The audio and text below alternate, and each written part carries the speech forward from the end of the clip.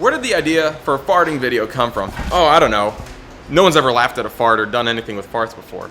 Well, actually, that's not true. We haven't put out a video in a long time. We got to make something. So I'm thinking, what's the dark arts of VFX? And I think the dark arts of VFX is to use these advanced fume effects techniques and all this advanced simulation just to have someone fart and make it gross and funny on screen. Not every one of our video ideas works out like this, but a lot of our ideas will come from us thinking of an effect or a technique or some little thing that would look funny on film.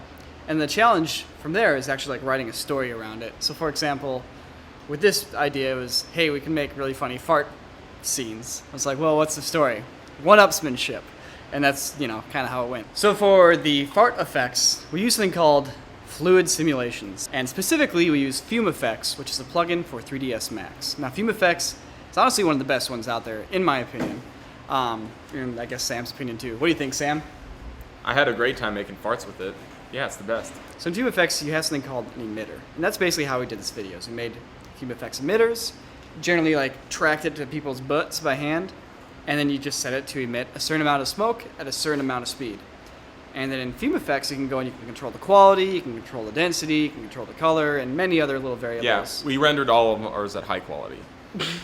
And some of the tricks that you can do to get really good looking smoke simulations is crank your quality way high, but that makes it take like hours and hours to sim, but it's worth it.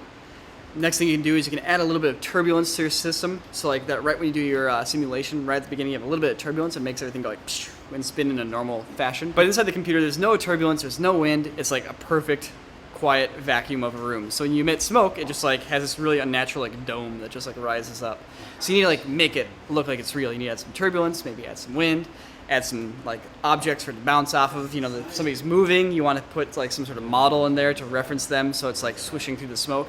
All these little things that like mimic the real world make it look realistic. Where things start getting crazy is with our friend D's shot where he does a double jump with a fart. D.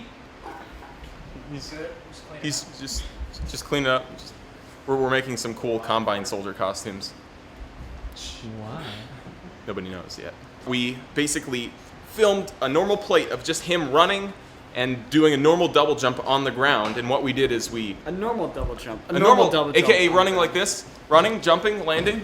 He double jumps on the ground, hops twice, and what we did is we cut him out, we replace the background, and then basically animate this stabilized, chopped out, rotoscoped version of him to double jump. And then on top of that, we do a little Fume Effects simulation and a little toot trail that goes over with him. And that's about it. As far as Nico's shot that comes next, his shot's broken down into two sections. His first shot, where he comes flying in like a Harrier jet, basically Nico is filmed on a stool on a green screen. And what I'm doing is I'm basically walking around orbiting the camera to mimic the perspective shift of him coming towards the camera. Now the second one, where Nico is kind of coming in for the landing, hovers and jumps off his little fart, we do something totally different. There's no green screen work. He's just sitting on that exact same stool. But in the beginning of the shot, to make it look like he's still floating, what we're doing is we're replacing the entire background again, cutting him out, rotoscoping him, and just giving his individual body just a little bit of that hovering motion before then cutting back into the real shot where he continues his actions and interacts with us as well.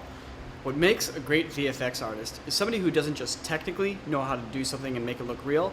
It's somebody who can bring artistry to it and bring character to whatever they're happening to work on. So for example, when I'm flying in, acting all cool and floating on my farts, the very first render we had was I just zip on down a diagonal line and arrive by the camera. Great, looks real, it works, technically proficient, but not a great shot yet. It becomes a great shot when it's given a little bit of character. And for example, if you look at it now, I come in floating, and then something in my farts cut out, and I drop a little bit, and then I catch it and hover back in. And it has just like a little story to it, just like a second long. It gives it personality and gives it character.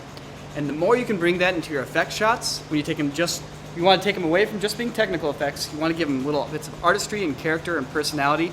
And the more you do that, the better your effect shots become. There's one shot in the piece where Sam takes a lighter, puts it behind him, and his butt explodes. Butt! Let's loop those all the times you're saying butt. For that shot, no need to do it with effects. Let's do it for real. We have my stunt shorts that I wore during the shoot. We're gonna put a little bomb here.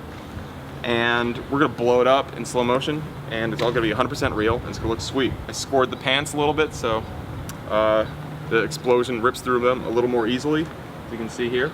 And also these shirts are to simulate the butt cheeks. You have to roll these up here and put the explosion between the butt cheeks, essentially. So that's the way it's gonna look the most realistic. This is the FS700 here. It's a camera that can do super slow motion. Stop that, Spencer. It's laser beam in my eyes. Okay, are you worried about your safety? No. Because I'm not gonna be here filming it. I'm gonna let it start buffering. I'm gonna run away. We're gonna blow it up. I'm gonna run back and stop the buffering. Hey, that camera looks familiar. Wait, is that my camera? Here we go, guys. Why is my camera the one that's next to the explosion? Trigger, okay? Here we go. Going live. 3, 2, 1.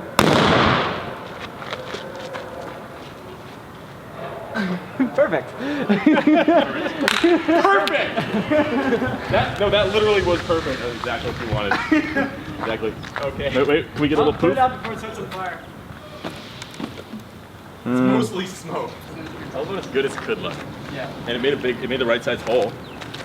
Yeah, like right where your buzz I know. shot. Now you'll notice Sam's hand is in that shot. Now that'd be silly. Sam would hurt himself if his hand was actually in the shot. So what we did for that is we filmed Sam's hand on a green screen holding the lighter, and he pulls it out of the shot really quick. That little touch makes that shot seem much more alive and much more real, because otherwise you'd probably be able to tell it's just a pair of shorts on PVC pipe. Yeah. But the arm makes it And feel when you real. see my hand in there, you get fooled. Sam's rocket farts, part 2, the simulation. Go, Nico. All right, so for this case, I used the Kinect and did a 3D scan of Sam. It worked the same way we did it in Headhunters. So basically, so Sam stood there like this, hands out or whatever, and we couldn't put his hands out too much because they wobble. And then like as he scanned it in, things start to like shift a little bit, and you get like weird mutant arms. So we had to keep him a little bit lower so we stable. Imagine Nico's me, and Nico's going like this, going like, And Sam's like, it's like trying to scan a barcode and it doesn't really work very well, and you just keep doing it over and over again until it looks good. So anyways, scanned in Sam with the Kinect, cleaned it up a little bit, used Rapid to generate a very clean mesh, and this mesh I brought into Mudbox, and then I took a bunch of pictures of Sam with the camera, wearing the same outfit that he just wore when he scanned him in with the Kinect, and I textured it by hand. And it's actually not that hard, you just basically project the pictures onto Sam from whichever angles they were taken from. So after this was all done, I used a program called Endorphin. It set up a simulation of Sam getting rocketed into a wall where he hits it and he like curls up and hits the ground. It's really cool. And I brought that back into 3ds Max, applied it as motion capture data to the biped skeleton, and I had my digital double of Sam doing a stunt that would kill a regular stuntman. Yeah, look great. Oh, nice. Oh, hi there. Yep, for you, Sam. Special delivery. Oh, what do you know? A new pair of shorts to commemorate the ones I exploded in our video. That's it, guys. Bye.